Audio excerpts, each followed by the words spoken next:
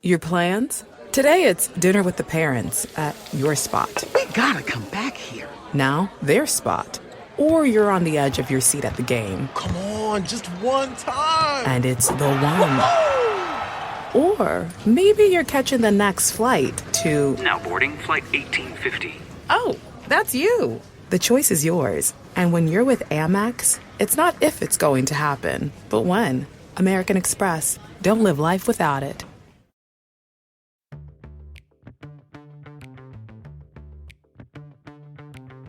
Hey, it's Christine from Storyworthy. Today on the show, comedian Jessica Winther talks about everything from her upbringing to being the PTA president to being a stunt woman on Con Air. And they're like, okay, jump. I'm the only one that's like, fuck it, let's go, I'll do it. It's the ending scene and the plane comes down and everybody's like, the plane is coming. We're running from the plane. And I'm supposed to jump forward and everyone else is in pat, the whole thing. No one cared if I was injured. No one cared that I didn't know what I was doing. Today on the show, comedian Jessica Winther talks about everything from her upbringing to being a PTA president to being a stunt woman on Con Air. Stay close. Hey, my name is Jessica Winther and you're listening to Storyworthy with Christine Blackburn.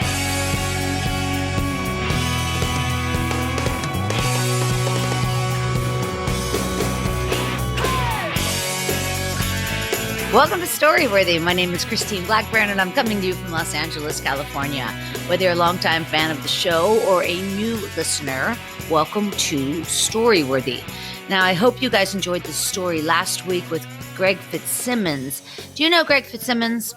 I don't. Jessica, great guy. Man, oh man, he's done a lot of comedy. He's been on Howard Stern over 50 times. He's, he's a regular on Jimmy Kimmel's show and also the other Jimmy. And he's been on Adam Carolla more than 200 times. Anyway, Greg Fitzsimmons, super funny guy. And his story was about his agent ripping him off or his agent trying to rip him off. So it's good. It's really good. It was like a comedy gig, you know, and this agent was such an asshole. But more than that, Greg and I just got along really well. He seems like my brother. We're very similar backgrounds, like grew up Catholic, and there's a whole thing with that. But anyway, great guy. Go back, you guys. Listen to Greg Fitzsimmons last week, but not today. Don't go anywhere today, because today I'm here with a really funny girl that I've been wanting to talk to for so long. Her name is Jessica Winther, and she brings forth the topic, My Nervous Breakthrough.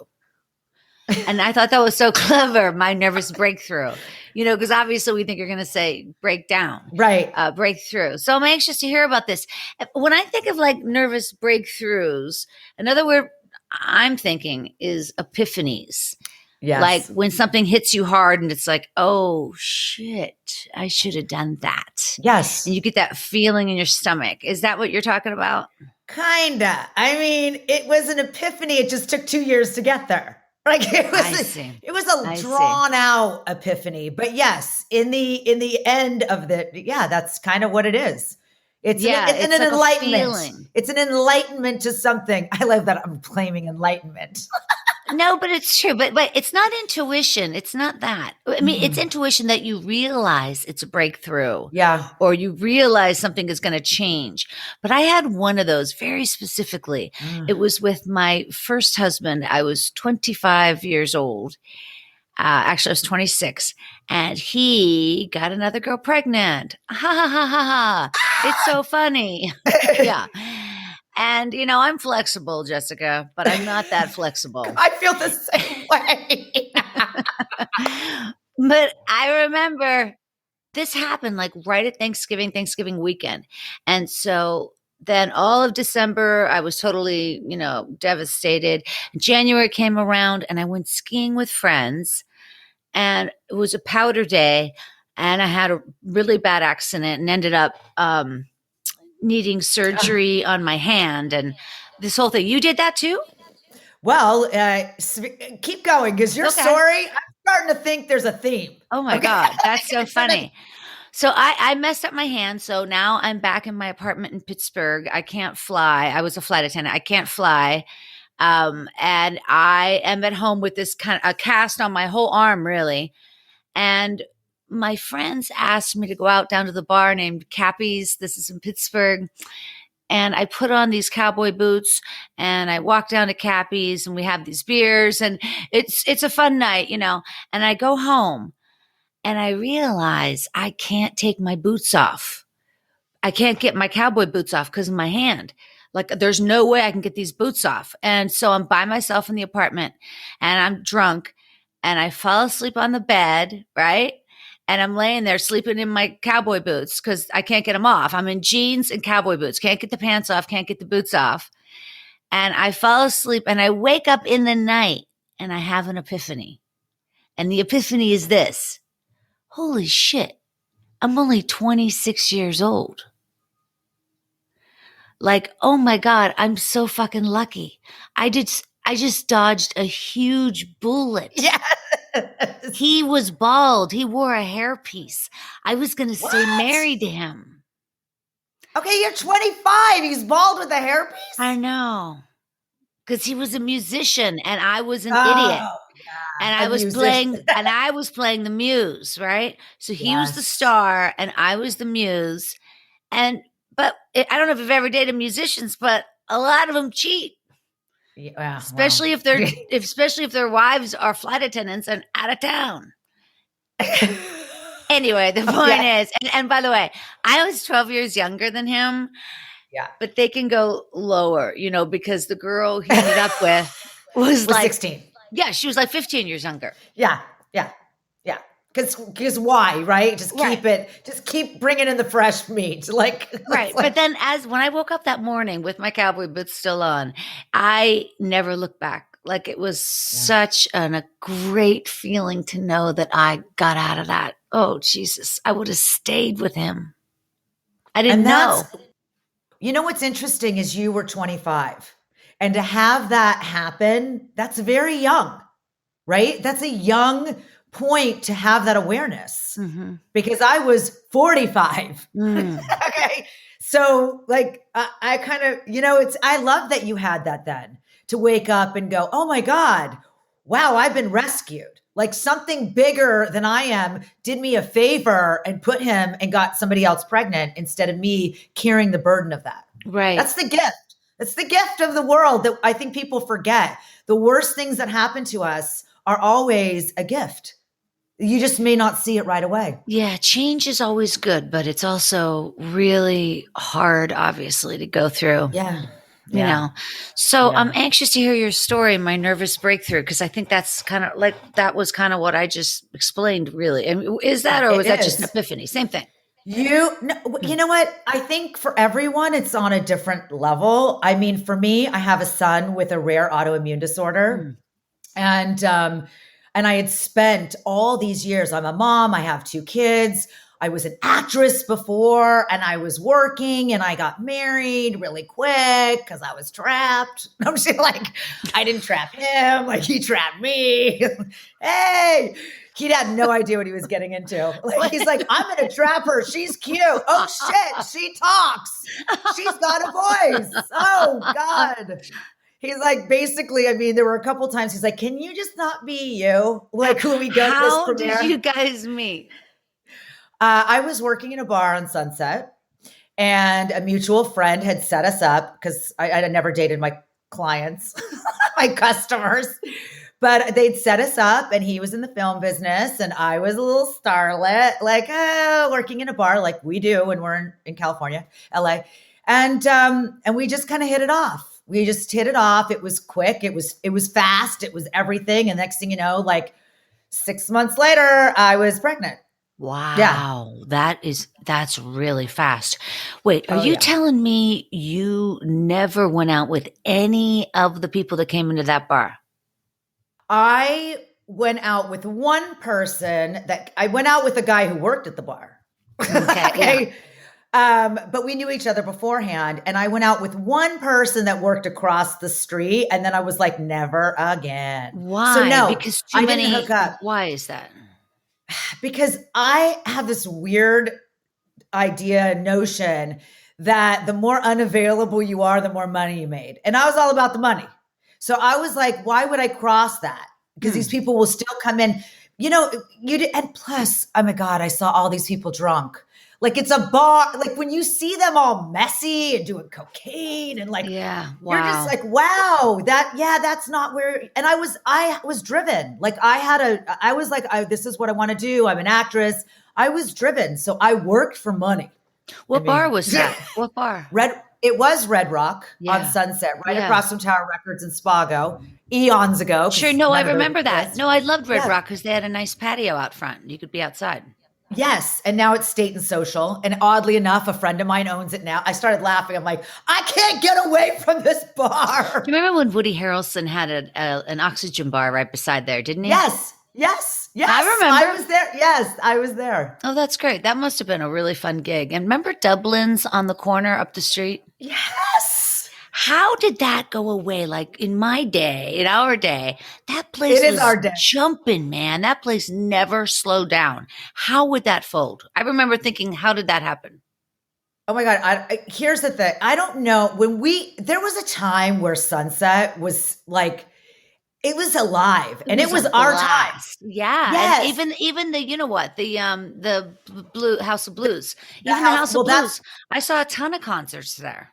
And all the guys from the House of Blues would come to our bar and then they'd hook us up with, everyone hooked everybody up. Yeah. And the Hyatt was popular. Yeah. The Hyatt. And then we had, oh my God, what's the club? Johnny Depp's club. The Standard came in. Oh, yes, but what was Johnny Depp's club that opened up? I don't know why I'm going. No. At the Chateau Marmont? It was right down the street. Remember, he opened the club where River Phoenix OD'd. Oh yeah. Oh my gosh, the whiskey, not the whiskey across the street. No, it was the whiskey. It was the whiskey. No, it was across the street from the whiskey. It was something. Oh God, it's going to drive me nuts. I'll have to look it up. But he opened that club, so there was so much happening. We had books. It was now when I go to Sunset, it's like, okay, we're on Sunset. And it's so weird and bougie, like trashy and bougie. It wasn't real. It's not real anymore. Like, I feel like it lost its essence. There is still like the Key Club, the Rainbow Room, and there's a lot of tattoo parlors. Yeah, have you been in the Rainbow Room? Yeah. Why are you smiling about that? Because again, 25 years ago, you're going into the Rainbow Room and it was a party. It was happening. Totally. I went one night on a Friday night and there were 10 people in there. I was like, what's happening in here? Wow. So what about the Sky Bar? Remember the Sky Bar was a big deal? Oh God, the Sky Bar. You smile.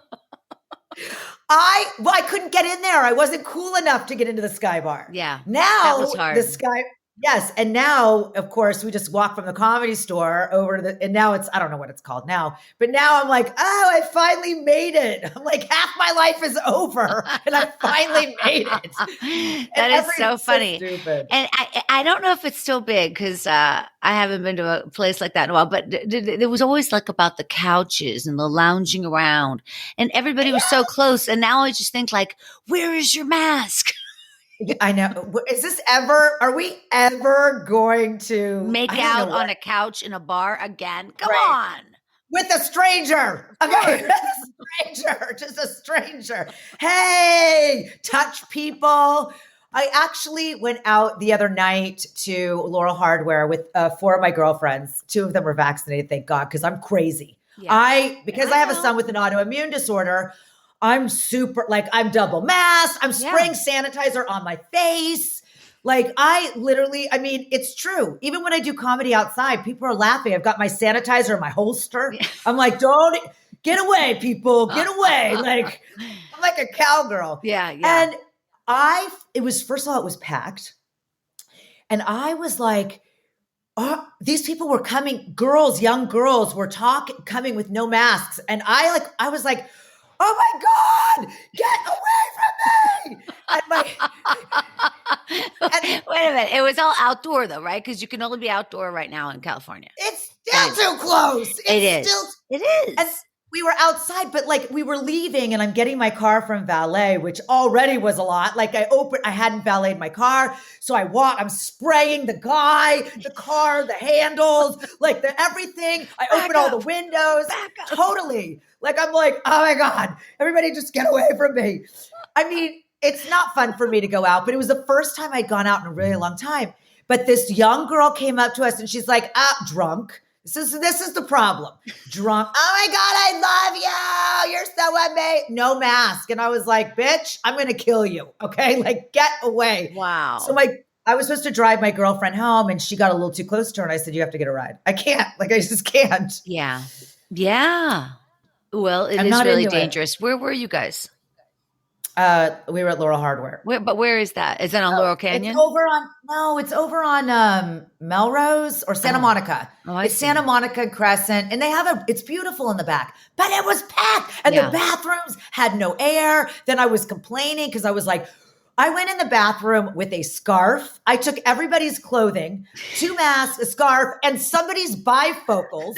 And I got in there and I was like banging my head on the wall because I couldn't see anything. And I was like, I was like, this is so stressful. I'm going to have a goddamn anxiety attack. Like I cannot do this. Well, especially when the restaurant's just open, like everybody's going because everybody misses it so much. You know, it's just, everybody's just going crazy. Plus, you do see more traffic now. I think some people are forgetting that it's still with us because, we're on the upswing, but it's still a whole thing. And my daughter's still in 8th grade in the bedroom. And so, this is where we are. Anyway. I love that your daughter's in the bedroom because my daughter's taken over my house. Is that right? Every room is a different classroom. Where's her desk? Wait, where's her desk? She starts in her bedroom. Then I found her sitting on my dining room table, Indian style, doing like a history class. Then she was in the kitchen. Then she's in my bed. The living. I'm like, what is every room is a different class. So she's actually taking it very seriously. Funny. You make me laugh. That is so funny. So she's moving room to room. That's very smart. Per class. And I'm just like, and then she's like, shut up. You're too loud. Oh, I get that all the time. I get these emojis like on fire, like these crazy emojis. I'll just say, like when she's not with me on the weekend, I'll write to her. I'll say, hey, Bammy, how's it going? And she'll just write back, why? Or like, like, who are you? Like everything is so smart ass. Where did they get that, Jessica? I don't know, because I am such a genuinely sweet person who is so quiet and demure. I do not understand why my kids act like this. Which is why your Instagram is living loud. I love that. Your Instagram is Jess LVN loud. Yeah. So just loud. Living loud. Well, I thought I better take ownership because my agent's like, brand yourself. So I'm very literal. So I was like, how do I do that? So I literally got a tattoo. And I was like, all right, I branded myself. Like, I've been dying to do it for 20 years. That's the tattoo you got is living loud? No, I didn't. God, can you imagine? Oh, no, why not? I love that. I could do a little. Yeah, I could do a little on my finger. I don't need to have it all over my back. It's a fine line because if it's like too little on your finger, then it may look like there's like an ant on your finger. Dirt. Yeah, or like a bug. That's so weird. I was just telling my daughter that I don't like the tattoo on girls right here on the upper arm, under the arm, because it looks like they have hair coming all the way down. And that's right, because that's what you want is just, but wait a minute, the one stream of hair only on one arm. And then something's always in a different language. That means that every time somebody sees you, they have to say, what is that? And you have to say why. And it's like, shut up. Like, how bad do you need to be approached that you have to write something in a different language so somebody has to talk to you? And not only that, you didn't even know that language. Like, that's not even something you were versed with, right? Or if it's wrong, that's very funny. That would be amazing. But no one would know. Nobody would know. That's the whole thing. Hey, listen, how old is your girl? She's 15. 15. And I have a 20-year-old son. Right. So my girl's 14. Yeah. So what do you say you and I start this whole campaign about like when the pandemic ends, we still keep social distancing going for 10 more years just to be safe? I got to tell you, that is the one thing I am so glad I'm not picking up her drunk ass on edibles on Sunset Boulevard, worrying that tonight she's going to be raped. Like, this thing couldn't have hit my household at the right time. Okay. I want you to know, I was like, this girl. And by the way, she's a good girl. She's actually she's a good girl. She's a great student. And not because I make her, because I don't care. She's my second one. I'm like, literally, after I ruined my first, I was like, all right, I'm going to ruin you a whole different way. I'm just not going to care. Oh, I know that. I'm the youngest of 6. Oh, God. Right. So that's very much like that. Like, I'm on fire and people are just walking by. Yeah. Like, oh, yeah, she'll be fine. Just a little burn. But wait a second. So, wait, what did we just say?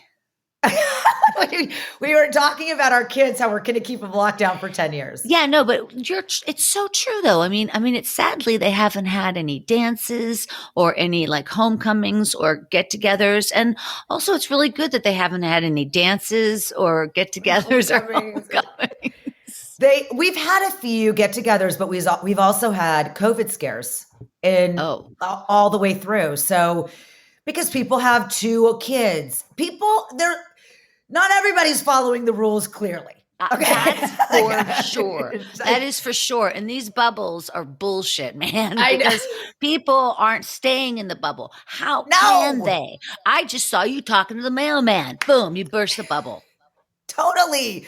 It's not only that, they have 2 siblings who have 2 different groups of friends, or 3 siblings, and they're all like, our bubble's 3, our bubble's 4. I'm like, we've already created a whole city with all your one family bubble. Right. Like, it's like we have a hose of bubbles, and we're just, if you ever see that up at Universal Studios, there's always that guy with the big bubble wand. It's like that. Yes. Yeah. How many can we fit in it? Our bubble's so big. Let's just put everybody in it. It's like so stupid. Anyway, so I hear you on that. I mean, and I've also actually really enjoyed having her around. It's been kind of sweet and, me too. A little bit. Yeah, I'll be honest. I dig it. Like, I actually like my kids better than I like most people. Yeah, me too. Me too. My daughter's very funny. And if she's not funny, I tell her. I just say it straight out. I'll say, that wasn't funny. Okay, I love that you're telling your daughter that, because that's what my daughter tells me. Like, she just told me she had to unfollow me on Instagram because she's like, I have to unfollow you because the stuff that's going on your Instagram is like, really just, I can't. Some of the comments that people are making, it's like so inappropriate. And I'm thinking, you guys are sending each other dick pics. And these are like comments, like what? How? That's appropriate. My daughter unsubscribed from my mailing list about 2 weeks ago. Oh, okay. Girl, you are right. We're on Can you believe that? Yes. I can't believe it. I'm just like, I am a cool mom. Don't you know that? Do you know who I get to talk to? And she looks at me like, can you meet Ben Schwartz? Well, then forget it. Yes. Did your daughter have any crushes? Like, did she? Because my daughter will write to people. Like, she'll write letters, fan letters and stuff. Okay, I happen to love that. My daughter's very secretive. She has so much going on, and then I find out 6 months later. Which, it's like, oh yeah, she really likes this guy, and this is what's going on, and I'm like, oh, and she's like, oh my God, that was 6 months ago. You're so stupid. I can't. I can't. Like, I don't even know how you're my mom. Like, you think you're so dialed in, but you're so not. And I'm like, okay. How can they be so critical and they'll cut like a knife? Like my daughter says to me a couple of weeks ago, she goes, you say all the time on your podcast. It's like, you little bitch. Like, why are you saying? What's the other word that we always say? It's not it's what is it? Like, maybe? Not, oh God, I say like all the time, which is that you really, I used to just curse all the time. So I've gotten better with that. Like, the F word was definitely like half of my set, but I think that was nervousness. But it's easy to fall to, for vanity just for that reason. But it's also very natural. We say the F word every day. My daughter hears it constantly. And somebody will say something about swearing, and she'll say, well, there's no way I can avoid it because both my parents never stop. Like, oh, right. It's already the blame. It's a at her blend. dad's house Yeah. too. And it's both of you, right? Yeah, My exactly. son, I'm a big cursor. I always have been. It's, by the way, it's a sign of intelligence, Yeah, according I've to heard that. many write-ups. Okay, yes. Huffington posted a huge article about it. Because everyone was like, you curse so much. So I started researching it because I was like, I'm going to prove that I'm okay. Like, Fucking A. yeah, totally. I'm fucking fine. But my son doesn't curse at all. And my son he has a lot of manners. And I'm like, how? And by the way, his father is a big cursor too. But I was like, that goes to show you it has nothing, nurture versus nature. Yeah. Like, that's his nature. He thinks my daughter and I are off the wall. He's like, you guys are off the wall. The shit that goes down in here. He doesn't say shit. He's like, the way you guys act, you're screaming at each other. But like, we'll get on the dining room table sometimes, and I put up the music and I'm like, let's dance. I mean, I'm the bipolar mom. Okay. Like, Yeah, I think you're so funny. My daughter is always embarrassed to be with me at the store constantly.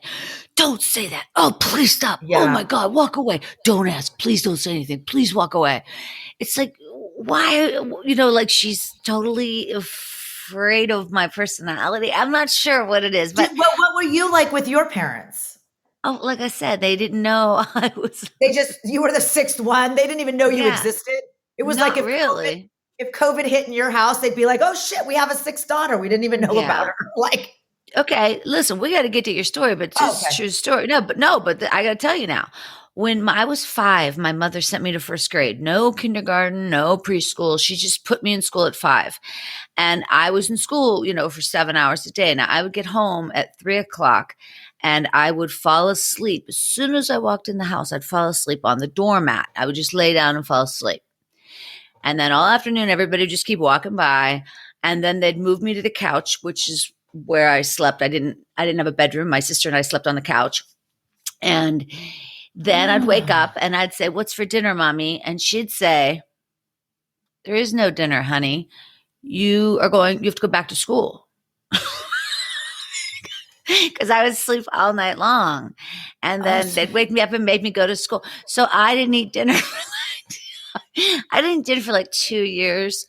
And they called me Peanut because I was so small because I didn't eat. You had no nutrition in your body. And she said, there's no dinner. She said, there's no dinner, honey. You're going back to school, because they wouldn't wake me up for dinner. I was too, I mean, I'm not kidding you. They walked over me. I'm laying on the doormat and they're walking over me all day. There's 5 other kids in the house. When I was 5, my oldest sister was 15. So they've got all these kids. But didn't any of the other siblings give a shit if you ate? No, they just put me on the couch. Okay, I can't, like, were they like, we don't have enough food, screw it, just leave her on the couch? Well, there were Maybe, food huh? issues for sure. Yeah. Anyway. Yeah. Oh, my goodness. That's what, oh my God. Well, it's just funny because you do, every comedian, every entertainer has something. Well, and I was the eldest. And my mother she was a single mother who worked 3 jobs. And it was in Vegas. I grew up in Vegas. I was born in Montreal, grew up in Vegas. And she's just great choices in men all the way through. But so it was like it literally was like, oh, okay, we're running for our lives, hiding like cuckoo. But I was the eldest. So I was like 8 years old. I had a 2-year-old sister and my mom just had a baby. And I was waking up. Actually, no, I was in 5th grade. I don't know how old that makes me. What, 10, 11, maybe 10. Yeah. But I was waking up, feeding my baby sister in the middle of the night for my mom. And then I'd come home and clean the house and make dinner, macaroni and cheese or tuna my mom, we had food, but like I was the one who was in charge. And then to clean the house, I was never good at that. So my mom would come home and be like, I would have the kids fed. I was feeding the baby at night. Like Where was your dad? Okay. So in a nutshell, I at that time, I might have just met my dad then. My father's Canadian. He was an international drug dealer. He made some poor choices and was in jail. But my mother remarried my sister's father, and he was a sociopath, crazy, violent, also drug dealer user. So we ran from him. So now we were finally like kind of in a weird safe zone. I know it's wild. So, but I was like the caregiver. I was the caregiver up until I was 15 when my mother decided to marry another gem. And I was like, I'm out. I'm moving in with grandma. Like, Wow. I can't do this anymore. Your mom's mom you moved in with? Yeah.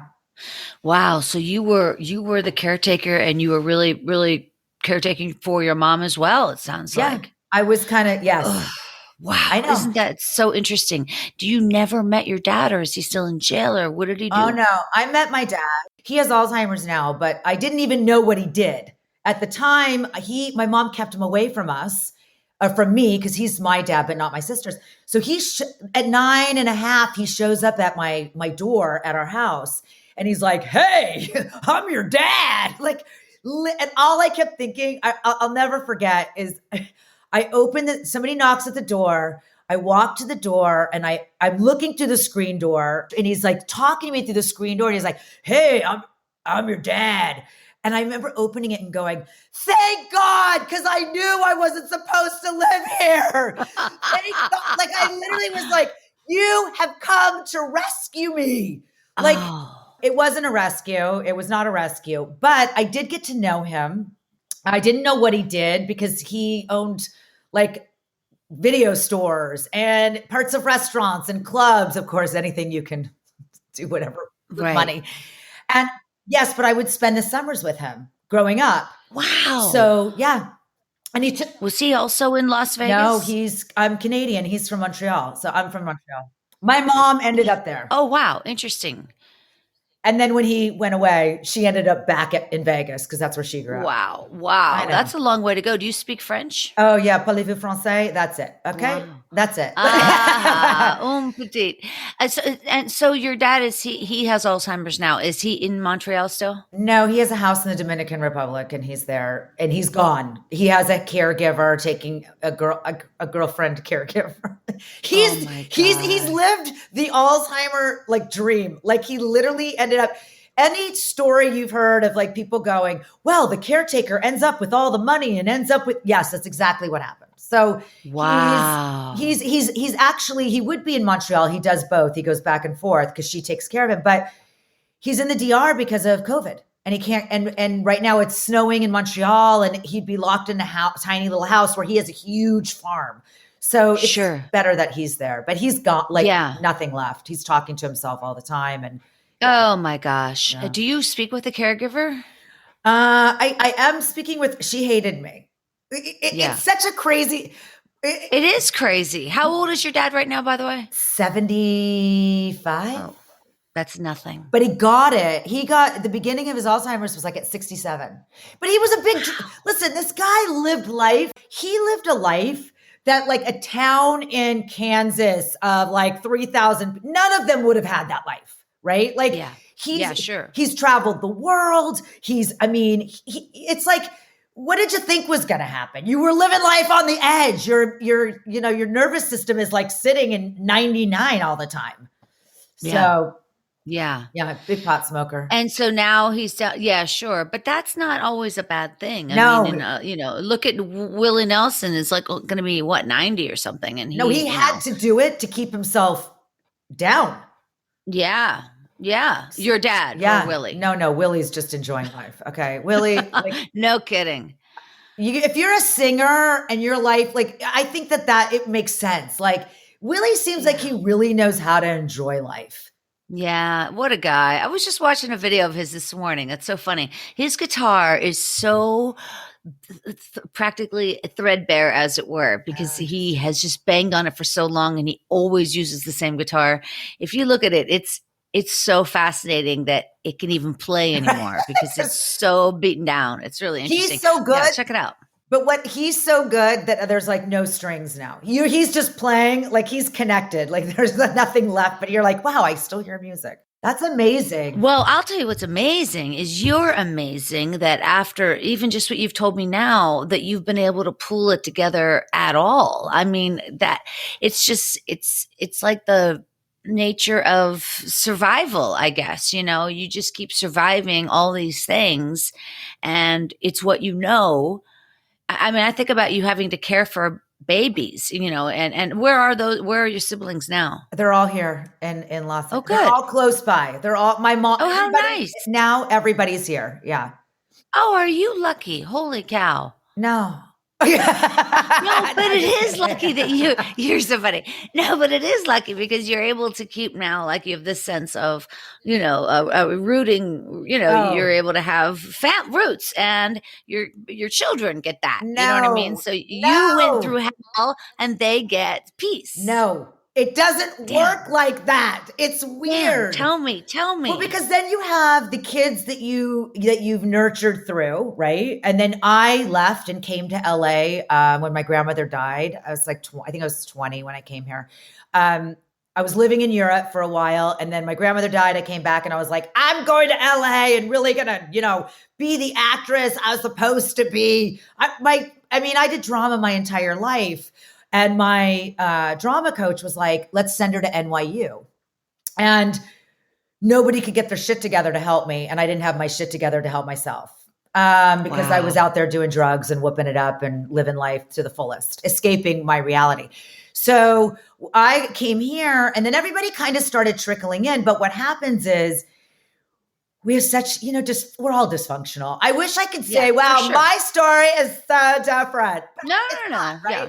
Like we all have our trauma and our layers and our stories, but then it became like a weird thing. My sister kind of has a thing with me, and she's getting over it, but she's not. And then my other sister lives in Orange County. We have different views, and my mother. So we're connected. We're still connected, but we're not like the misconception of you have family forever. It's an old systematic bullshit rhetoric that they've given us. Like that's, that stay with your family. Well, not if it's not good. Not if it's, you choose your family, right? You choose. For sure. Yeah, I do agree with that. I mean, look, I'm the only one that lives in LA, and I've been here for 24 years. My family, 4 sisters, a brother, everybody's in Pittsburgh. Do you see them? Well, not now because of COVID. I haven't seen my mom in 2 years. Shit. Sucks. Yeah. I know. Right before it hit, we were supposed to go because I usually go every spring. But anyway, they don't come out here much. But I guess, I don't know, like in a lot of ways, I feel so off the hook because I don't have to do anything for my elderly mom. She's 85. I don't have to do anything. Yeah. Well, it is. I also feel a little bad because I don't really, I send muffins, like. Okay, wait a minute. But she left you on the couch. It's a wonder you made it through. And you're like, I have this guilt. That's another thing. We have this guilt because they're our family. And I grew up Catholic, which is all about guilt. Oh my God, I can't. I'm so sorry. Yeah, you're lucky you didn't have that. That was good anyway. No, we're Jewish. That's a whole other thing of guilt. Like, it's. Yeah, but that seems to be like my boyfriend's Jewish. I just feel like the whole Jewish culture and faith have more ability to talk through things and to not push things down and to have more openness, and they fight like hell, but then they all are fine again. But I don't know. By the way, that is how I function. I'm straightforward. I'm a straight shooter. I give you my stuff and then I'm done. Like, I'm like, all right, let's go to lunch. Like, I'm like, I'm good. If I get it out, I'm good. But I love that. I will tell you, it's funny you say that because my father's the part that's Jewish. My mother converted, then reverted. It's a whole story. But my father's side, he was conceived. I know. She was like, I'm going to become Jewish. And then she became, listen, she was just taking on anything she could at that point. Wow. So she was like, I'm Buddhist. I'm this. I went to every church possible growing up. At one point, I wanted to be Mormon because they played volleyball. Oh, God. Like, I mean, it was like, oh, they play volleyball. Can I become Mormon? I mean, it was so crazy. But my father was conceived in a concentration camp. And so. Wow, that's unbelievable. Yeah. Bergen-Belsen. Gosh. Okay. And I didn't know this until later on in life. I didn't know anything. My father would yell and scream and be all passionate, but he was like so angry and he carried the weight of like our ancestry. And I get it, right? He was conceived in trauma, but he was hard, and he was a narcissist, a true narcissist, and he like loved me when I was little, and the minute I had a voice, it seems to be the theme in my life. The minute I started to speak up, it was like, oh no, you're too loud, you're too opinionated, you can't. So there is that also that goes in the Jewish family of it. It kind of goes in a negative tone, not necessarily. It's like, I'm gonna beat you up to build you, right? It's kind of an undertone of like, you're not good enough to make you want to fight to be better. But it kind of, if you have a soft psyche, it just beats you down. Wow. So there's that layer of that. Boy, that's so interesting. And like the way I grew up, we were so nurtured as kids, but my dad wasn't around at all. Or he was there, but he didn't even like kids. He would say to the day of his death, I don't like kids. I never like kids. But I'm just going to be producing them. Well, he didn't have a choice. It's, because it's the Catholic thing. Yeah. And honestly, the birth control pill wasn't even approved until 1966. And then the point is like my dad didn't talk to any of us until we were adults. Like he would say, Lillian handles you kids. I don't, like he had no time with us. But that's also the time frame. That's kind of what it looked like, right? The mom deals with the kids and the dad works. That's another like there's so many dynamics for our age group. Like we've come from this do as I say. We're at the end of do as I say, not as I do. We're going into we can do it all. Then it's all of a sudden women should be doing it all. Like we're Gen X, right? Gen X, right? Are we Gen X? Yeah, I think so, because we're not baby boomers. No, we're not. We're Gen X. We're Gen X. 64. We're the next one. Yeah, and it was a weird time. Yeah, it was a really weird time, and a lot of us kind of got neglected.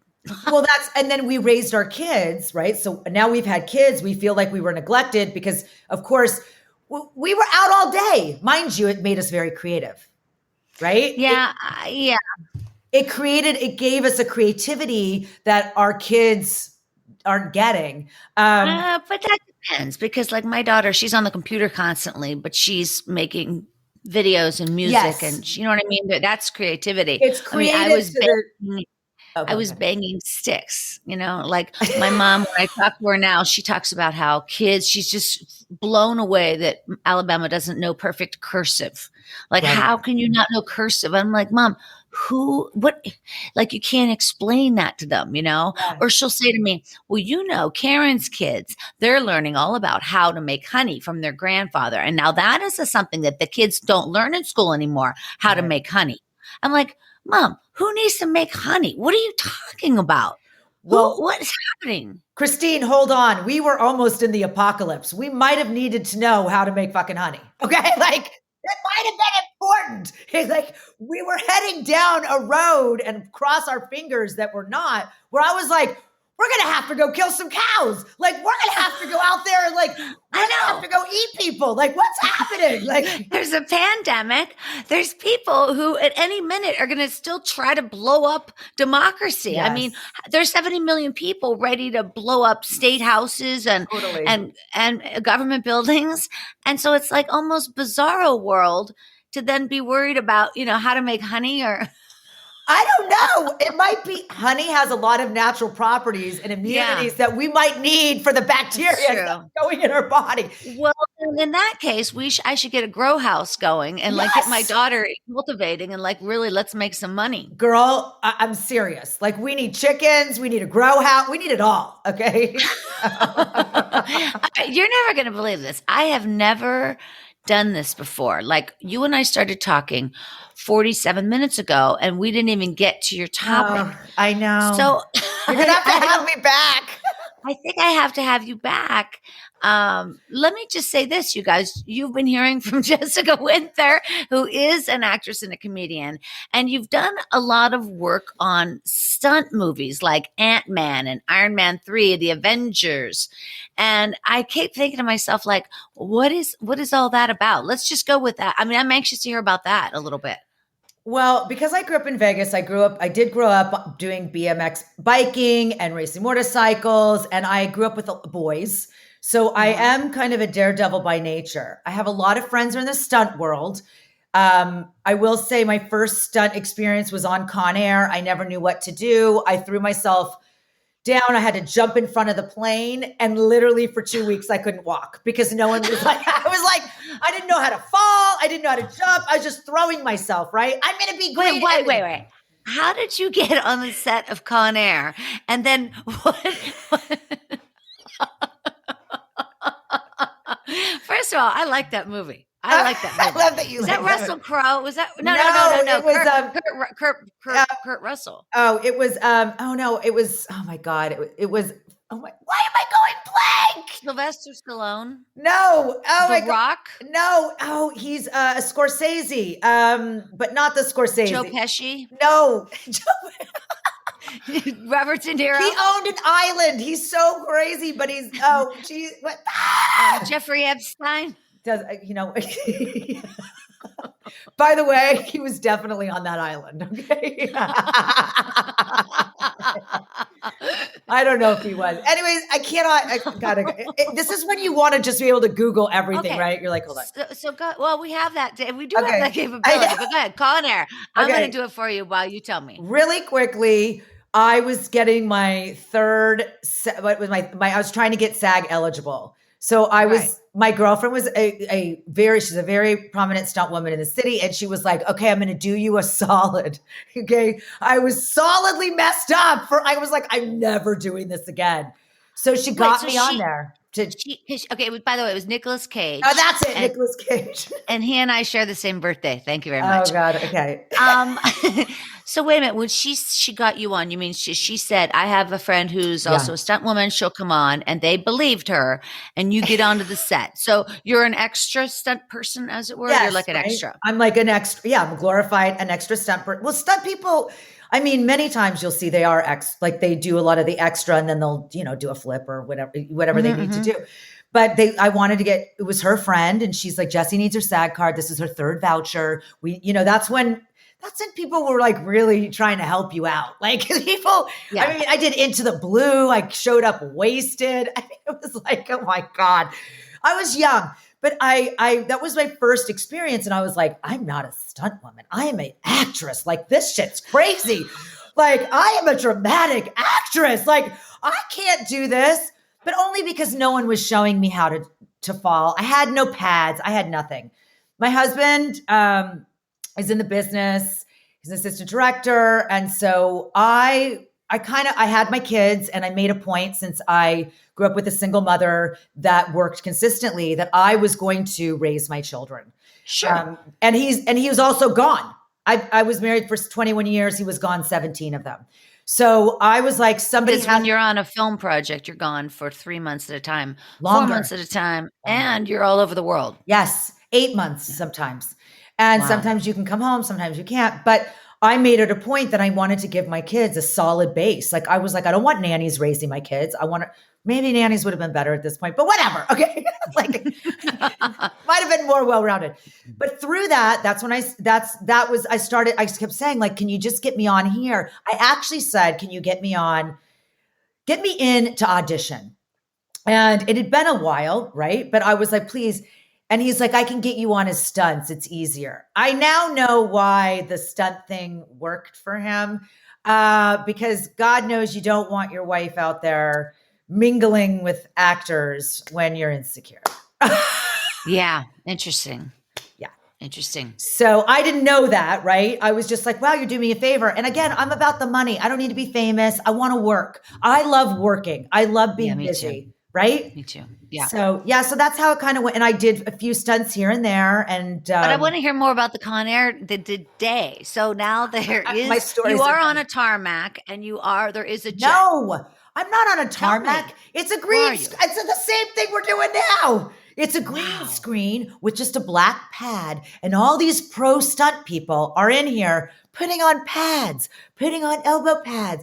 And here I am. And they're like, okay, jump. I'm the only one that's like, fuck it, let's go, I'll do it. No one's offering me pads. No one's telling me after the first jump where it looks like I'm trying to kill myself rather than just dive in front, because we're diving in front of a plane, right? It's the ending scene and the plane comes down. which is so unrealistic, but it's okay. And everybody's like, nobody can see me. Only you can see me. But I'm like, I'm throwing my arms up. Everyone's like, like the plane is coming. We're running from the plane. And I'm supposed to jump forward. And everyone else is in the whole thing. No one cared if I was injured. No one cared that I didn't know what I was doing. Jessica. And I felt like I did when I first went snowboarding. And everyone's like, it's so easy. Yeah. Oh, and my God. I'm falling down the mountain the whole day, like almost. And then for the next 3 days, I couldn't move. Yeah, I've heard that about snowboarding. I actually haven't. I'm a skier, but I haven't snowboarded because I know that's going to happen because I've watched people over the years, and it's just something you really have to, you have to pad up and you have to be very young because if you're older, it's going to take more time for sure. But wait a second. Okay. So when the final product comes out, Conair, do you remember if you saw it yourself? I saw, I don't think you can see me. That's the best. Like I injured myself. I didn't even get paid. I got paid I don't know what you get paid. I think I got paid $120 or something, right? Yeah, but you got a voucher. You did get a voucher. I got my SAG voucher, which then I didn't. Good. Oh yeah, I did. I did use it actually. I was like, did I use it right away? I don't even think I did. I was like, yay, I've got the vouchers. Now I can get an agent. Now I'm all that stuff seems so silly now. All of it. It all seems so silly. It's so frustrating. I know. Anyway, listen, I am so happy to talk with you, Jessica. I am going to have to bring you back because we never got to your story. I know about your nervous breakthrough, but I do feel like we had a breakthrough because this has been so much fun. And I'll have you on again. And we'll just air it again. There. We'll just go right there. We're going to go right to the story and I'll have you back in just a couple of weeks. And that's what we'll do because I know my audience is going to love you guys. Jessica Winther. What is that name, by the way? Winther. I've never heard it. It's Danish. Yes. And it's not mine. My last name is Gittleman. And then it was Edward. Yeah. I took my grandmother's name. So I'm Edwards. I'm Jessica Edwards. But interesting. Yeah, my married name is Winther. I'm not Danish. Yeah. Oh, it's interesting. Because I just have never seen that before. I know. Anyway, Winther is coming. Have you used that on your postcards? I guess you have. I've used it on a lot of my sets. So goddamn funny. Oh God, Jessica, that's hilarious. And listen, that's nice to do that gig with you in Chicago. It's kind of zany, I think is the word. It is zany. That was that one show we did. This show in particular was a little strange because also, which we haven't mentioned, I've hit my head 3 times this year. So I just threw myself off a bike and I have my head's a little jarred. So I wasn't on my total game. But I was like, do I bail? And I was like, no, you are a professional. So you get out there and you just you're all right. Do it. Yeah. Yeah, but there was some hiccups all along the way, but that show kind of goes like that. And I think it's fun. It's fun. I laughed the whole hour. What else? What do you want? We're Zooming. I think these expectations of running professional Zooms where it's like, okay, I want to see your 10 solid minutes of real stand-up. At this point, I've become a variety act. I know. It's kind of just like, it doesn't matter what we do as long as we're laughing and having fun. Yes. It can't be taken so seriously because this is crazy. And also, isn't that comedy?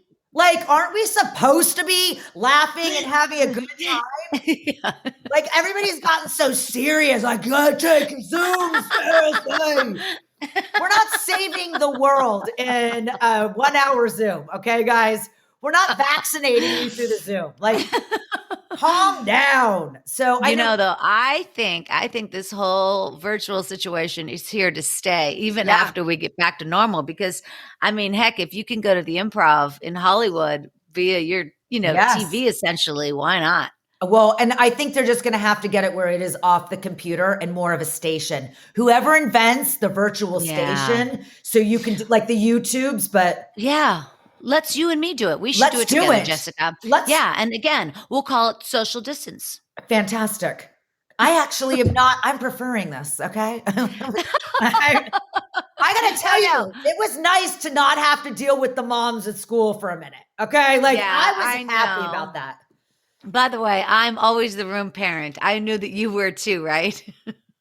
I was the PTA at my son's school, and everyone's like, Wow. who let her do that? Like, Oh my gosh. who let her do it? That's huge. That's huge. Yeah, I have to write this letter to the parents every week, every Tuesday, and I always slip in jokes and stuff, and I slip in my gigs because nobody's listening anyway. Nobody comes to my gigs. Nobody responds because they never listened anyway. I could say, school uniforms are mandatory starting tomorrow, and then nobody would hear it. Like, it's not ever, nothing's getting read. They don't care. Nobody cares. I don't even, by the way, my kid's school is sending me stuff all the time. And someone's like, we have a Zoom meeting. I'm like, what the hell is it for? College. Yeah, fuck it. They're not even going. Like, I'm just like, why are we it's null and void. Can we just wait until we start functioning? I'm like, well, I don't want to Zoom with you. And then I eat in the Zoom. I'm drinking wine. And then people are talking, the administration, and I'm laughing because I'm like thinking of a joke while they're talking. Yeah. And I'm like, and then someone's like, turn your screen to black. And I was like, oh, you can do that? These are some crazy times, man. And I'm just so happy we can laugh together. It is also funny, like the people I'm hanging out with and talking to, I've never met in person a lot of time. Like I've never met you. So that'll be funny when I see you. And I actually have a lot. I love that this is connected so many of us. Yeah, it is. I mean, we're connected to Chicago, New York. I'm doing shows all over that we wouldn't have that. And I'm actually, really quickly, I've upped my followers on Instagram tremendously from this universe. And well, you wait till they hear you on Storyworthy, you guys. Yes. You can see my face. Yeah. No, I hear what you're saying, man. All right, but we do have to wrap it up. You guys, find Jessica over at her website. Wait, what is your? I don't have a website. No, Crazy girl. I have my Instagram and I'm on Facebook, but I'm just like learning Facebook. Okay, Instagram, you're at Jess Livin' Loud, which is JessLVNLOUD. You're so damn funny. I'm so happy to meet you. And I will have you back on for sure to talk about your nervous breakthrough. Yes. But like I said, we've had a breakthrough. This has been a blast. You guys, one more time, on behalf of the very funny Jessica Winther, thank you so much, friend. I appreciate it. Thank you for having me on Storyworthy. I love this, Christine. Thank you so much. My name is Christine Blackburn, saying, make it a Storyworthy week.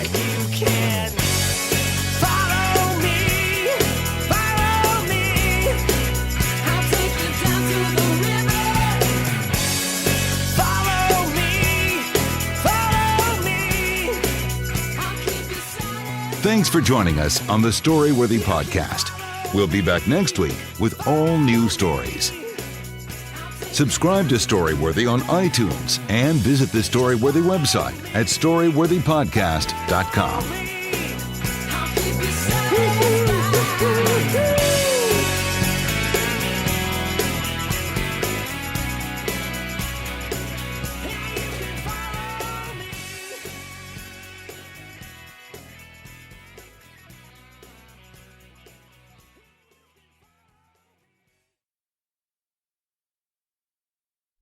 Your favorite band's about to play a sold-out show, and you definitely got tickets. And drinks. Now hurry and make it back to your spot.